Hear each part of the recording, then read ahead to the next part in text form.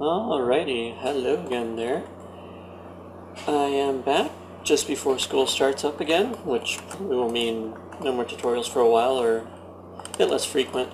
Anyways, right today I'm going to be teaching you how to do caustics, and if you don't know what caustics are, let's just render a quick little frame here. It's the realistic bending of light through glass and water that gives off a random reflection on the ground. As you can see, this green line here, I just made it green so it would emphasize the caustics a bit more. But you can see how the light would bend through there. Usually it wouldn't be green because the light's not green, as you can tell. But we'll get into that, how to make different colors, things like that, and how to make it through glass. So let's get started with these caustics. First, just going to have a new scene. I just popped my other there for a reference. And we're just going to make a plane. Just about the size of the grid, depending on the size of your grid, and then Taurus. Now the important thing to be, not Taurus, a Taurus knot. My bad. Let's go under extended primitives and make a Taurus knot. This is just for, there it is, just for demonstration purposes. Now an important thing to remember is caustics are physical lighting systems. It is based off real-world units, and it uses real-world units. Therefore, it is good practice to work in real-world units, such as, if we go under Customize Unit Setup, this is where you can set up your units, such as decimal inches, which I will be using today. US standard decimal inches. It's usually my preferred. I'm supposed to use metric because I'm in Canada, but screw that. I am going to use decimal inches. It's much easier to wrap my head around. So, first we're just going to set up this Taurus knot really quickly. And it's going to have a radius of 3 inches, and the cross section is going to have a radius of 1 inch. Now these segments, since we want a bit smoother of something, since all the caustics are going through it, we're just going to have 350 segments on that, and 18 sides like a regular cylinder. Actually, 32. Why not go big? It's only a little tiny cylinder. So, Taurus knot. It's such a cool primitive there. Works very well. So anyways, we'll zero it out and put it in the middle of our scene, kind of like there. And we'll make sure that our plane is the right size. So I'll have it up at 60 by 60. Now, this is just so we can get something nice, and we'll zero that out as well by right-clicking on these sliders. That just gives us a nice little way to have a plane that our light will reflect on, that our light will work on, and our caustics will reflect on. So first what we're going to do is I'm just going to set up a basic spotlight, and I'm going to do from caustics, and then I'll add in how to use it with the daylight system, because that is usually the system I prefer used most, and it's probably the best system. So first what we have to do is caustics only work in mental ray. It's a mental ray physical based lighting setup. So, to make sure we're working in mental ray, we'll go to Rendering Render Setup, or hit F10 on your keyboard. Whichever one you do works. I usually do F10 because it's faster. Go down here to Assign Renderer, and we'll hit Mental Ray Renderer. If you have 2013, they switched over to the NVIDIA Mental Ray, which just means NVIDIA bought it out, which is a good thing, in my opinion. It can buy out and make some cool stuff with it. So just switch over to the Mental Ray Renderer like that. That should switch over your material editor, which it does because this is locked here. If it's not switched over, just go under that material editor right here with these 3 buttons and switch it over to Mental Ray. Alright, so we will make sure that it's rendering Mental Ray. And we can tell it's rendering Mental Ray because of all these anti-aliasing, soft shadows, found gather. It doesn't really show up right now, but it's Mental Ray. The scanline would do it much faster just for this quality. But make sure it's up. Now we will go under our materials to add some materials to it. So bring up the materials by pressing M key. And if you're not in the Slate Material Editor, go Modes, go Slate Material Mode. This is a much better way. It's much faster, and it's much easier once you get used to it. So we'll make a material by right-clicking in here, going Materials, Mental Ray, Architecture and Design. This is probably the only material I'll ever use if you're working in Mental Ray. It has everything you need. It has nice little templates that we'll be using, one of them. And it's just a very well-made material with lots and lots of options. Real-world options, non-real-world options, stuff like that. So we'll make sure Architecture and Design is selected, and this will just make previs gray. And previs, I think, just means pre-visualization, but I can never remember that. Gray, whatever, I don't care how to spell it. One of those. And we'll just drop down the reflectivity to 0. Everything else is fine, and we'll assign this to our plane. So you can do that by selecting a plane and hitting this Assign Material section, or dragging and dropping this little node, as you see right here, onto the plane. And that's how I do it. So we'll minimize this so we can just see it. And now we'll select the Taurus knot and put a glass material on it. Materials, mental ray, architecture and design, and we'll go class physical right there. These two don't have the thing pre-selected, but for a preset, class physical works perfectly fine. And as you can see, now you have a physical glass in there. And it's looking nice. Oh, that's the wrong thing I'm moving. There we go. You can see them easier there. Now, what I was going to say is, I did say that these two don't have the physical properties selected. So if you are going to make your own glass material and not use the glass physical property as even a starting point, you'll need to make sure that under this advanced rendering options rollout, that you set up your refraction max distance and color at max distance. Make sure they have selected and set them up. This is good enough for basics. If we go under, see the pre-visualization gray, which didn't use that glass, you go under here, the refraction is not set up. Doesn't matter for this one because we're not using caustics, but if you want to use caustics with it, these need to be set up. So, just a word of warning under your advanced rendering options, refraction. Now, we'll render that out and work from there and actually make the caustic emitter next. So, there we go. Looks kind of bland, but it's going to work. Next, what we'll do is going to make a spotlight. Now this spotlight won't illuminate the whole scene. The spotlights usually work in a way that when emitting, they just emit the photons. They don't emit the actual light for it. They just emit the photons that the caustics are generated from.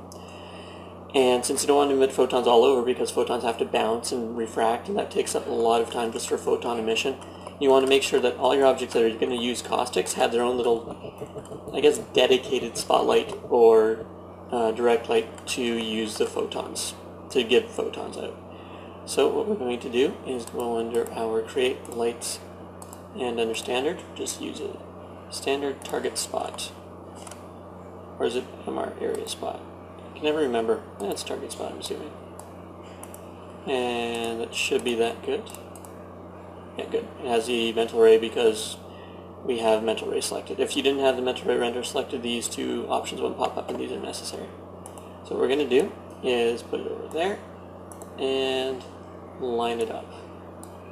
Alright, so we're going to line it up with it. Keep in mind that we will be lining this up with it as well as the sunlight we're going to use later lining up with it. So what we want to do is just line it up with it. And to do the easiest way of doing that is go into one of your viewports that isn't your perspective. Go lights, go spot 1, so just click on this front so you can get up, so you can look through the spotlight. And now you can move it around and see how the spotlight looks and stuff. So move around about there. And under the spotlight we're just going to constrict it by going under spotlight parameters. Spotlight parameters, sorry, and dragging in the fall off in field. Since there's going to be no fall off and it's just going to be a photon emission, doesn't really matter. And as you can see, the spotlight's going to go out of there, so our caustics will too, so I'm just going to pull this up a bit. And about there.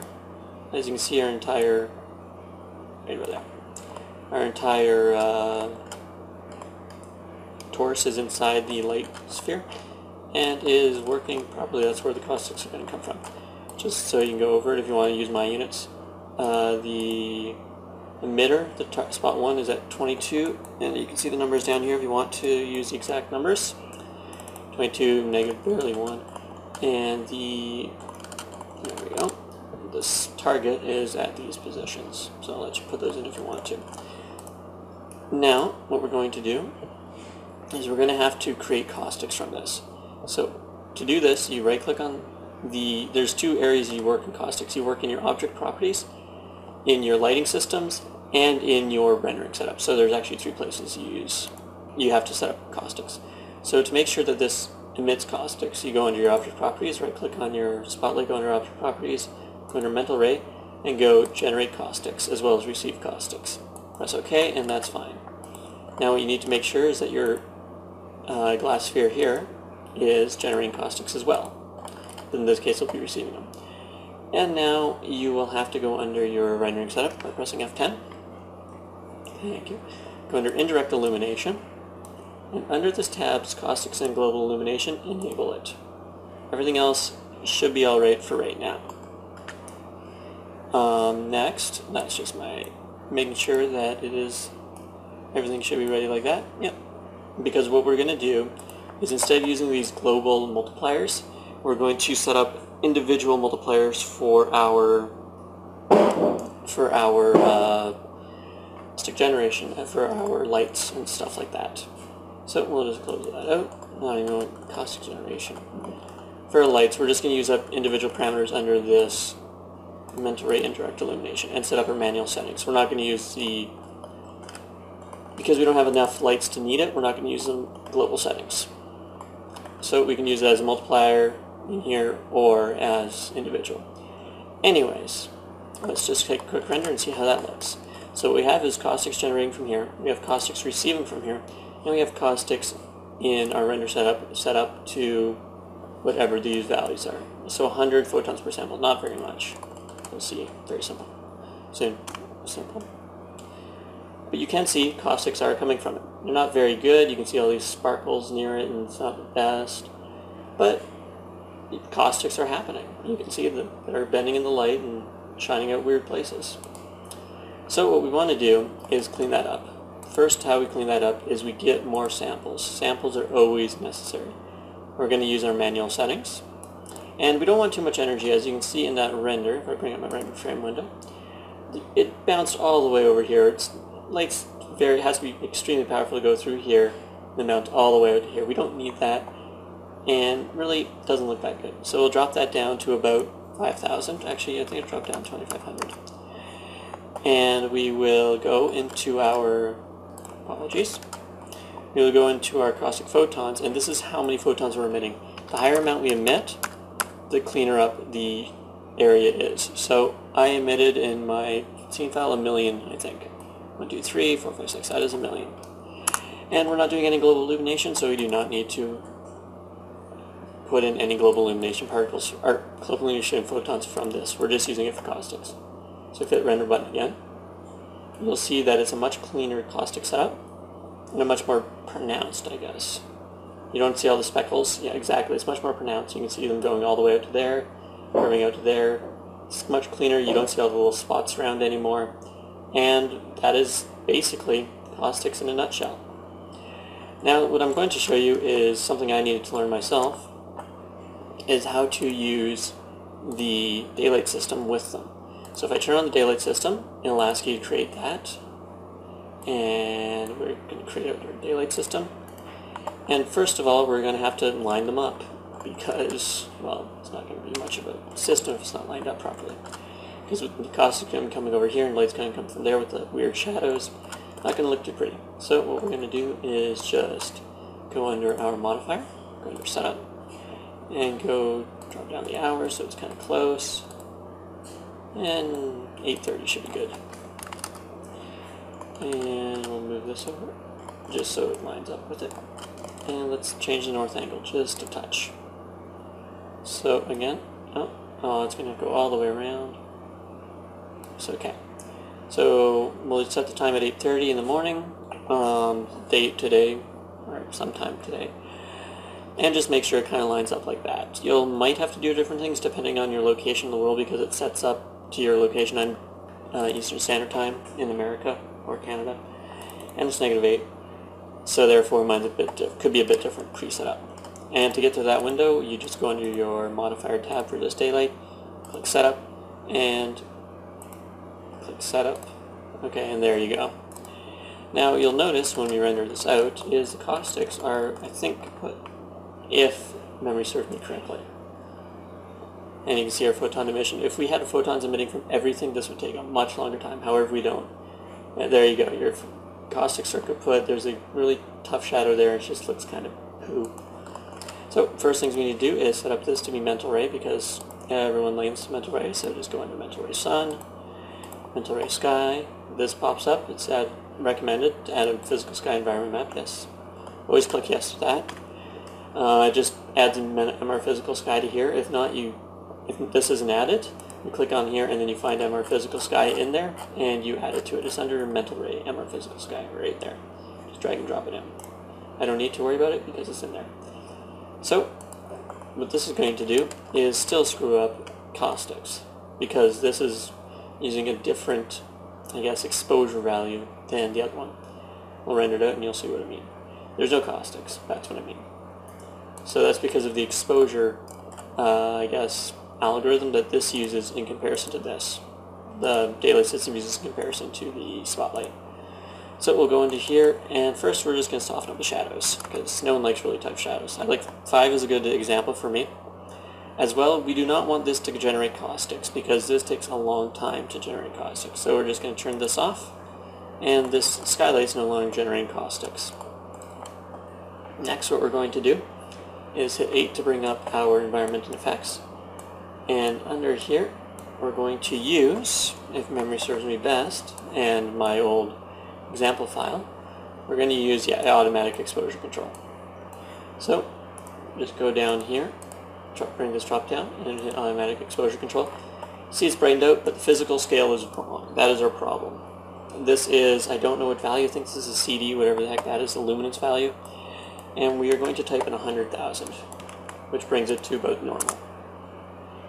And I think it's 100,000, 1, 2, 3, 4, 5, 10,000. No, 100,000, yeah. 6 zeros is... Alright, but we're just going to do that. Next, what we're going to do is turn off this spotlight, because we don't want this light to go into it. We don't want this extra light, we just want it to have the photons. So what we do to do that is we just zero out the intensity multiplier. Drop it down to 0 by right-clicking on the multiplier, but we still need it on because it does generate caustics. And let's take a render of this, and it should, for all intents and purposes, have the exact same caustic effect as it did before, but with the mental ray lighting around it, and not just the spotlight. And there you go. It has caustics on it, but it has a different lighting system. However, the only caustics that are coming are from the spotlight, and you can see this if we duplicate this Taurus knot. If we duplicate this Taurus... Sorry, I was using CryEngine controls. Control-C does not work on thing, but it's a very quick key in CryEngine. And if we render this out, you'll notice that this one won't have as much caustic, since this spotlight, I don't think, hits it. No, it only hits this one. So, if it serves me right, which it should, this will not have any caustics on it. As you can see, no caustics, only from this one, because this light is the only one that's generating it, or that area is where the photons are emitting from. So we'll close that out, delete you out, and there you go, you've generated caustics for glass materials. Now, what I'm going to show you is a nice little trick that allows you to kind of change around the colors of that caustic material. So, what you can do is in your material, you can change around the reflection color of it. So under material, go up to reflection, and you can change the color around to like a green or something. But this gives it all a weird tinge and not just the caustics, a tinge of green, as you'll see when I render it out. What we want is just the caustic edges to have that nice color. See, green all around. You don't really want that. It looks kind of hokey. We just want this area, and this areas to have it. So, to do that, what we do is we go zero this back, white this back out. Okay. So it's back to white. We go and we duplicate this material, and this one will be our base material, and this one will be our kind of photon material.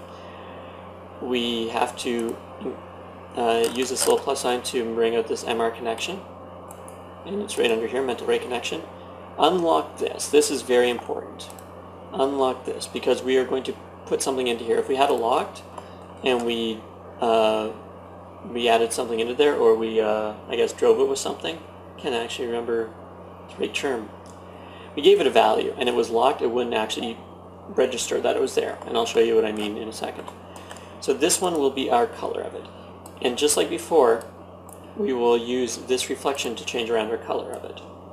So we'll make it maybe a blue. Nice little light purple. That's purple.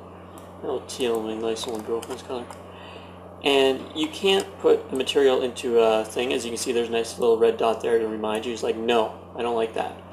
It's like, I'm not going to say that. But anyways, what we do is we have to make this into a map. So we drag this out onto the empty ground, slate, I guess. And we go Maps, Mental Array, Material to Shader.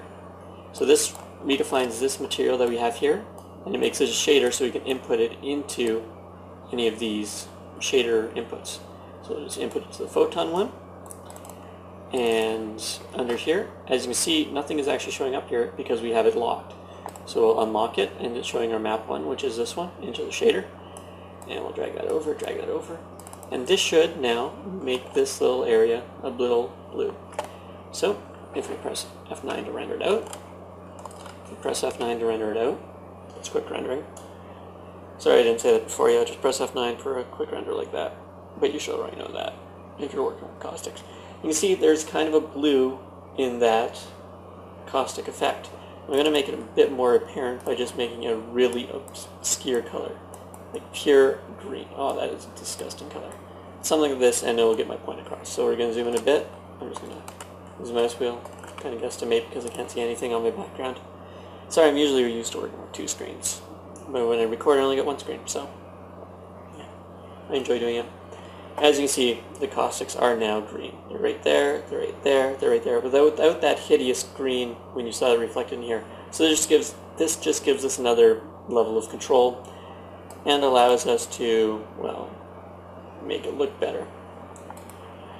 Now, what I'm going to do is just show you how to render it nicely. And that will be all. So under render settings, actually I want to change that color back to like a, I don't know, it's a nice color. Tell me a nice color. No, you can't talk to me. We'll make it blue. There we go. And we'll close that material out. And under F10 to bring up our render settings. Thank you. I'm just going to show you a few of these things. Final gas precision points. These are pretty good, the presets. Usually I go medium to high. This should just be a medium. Under our common tab, we'll go under HD TVD at 1280 by 720. Save it out if you want to right there. Render. Yeah, the samples per quality, I usually do 1 and 16, that's high. And use the Mitchell filter, which seems to work better. Soft shadows precision, since we do have soft shadows with the Taurus knot, pop that up to 2. And the rest of this should be fine. Let's go quickly under the Indirect Contamination. As you can see, these are global multipliers if we wanted to use them, but we didn't. We just used the, if we go under here, we just use these manual settings. These are the multipliers. These multipliers right here would work in tandem with these right here. But it doesn't give us as much control as if we just set it up manually. So that should be good. Now let's press render and see how it looks. And you can see our photon emission taking a while. And then our, oh, that's way too far out, but you can see it nicely rendered out. So I hope you enjoyed. This was a short one, which is enjoyable. My throat was getting sore. Hey, I have the water. I forgot about that. Hope you enjoyed. I hopefully will get one out with water, but for some reason, a solid body of water doesn't know what to do with. I don't understand it as much as I would want to before teaching you guys. So I'll get that one out whenever I can.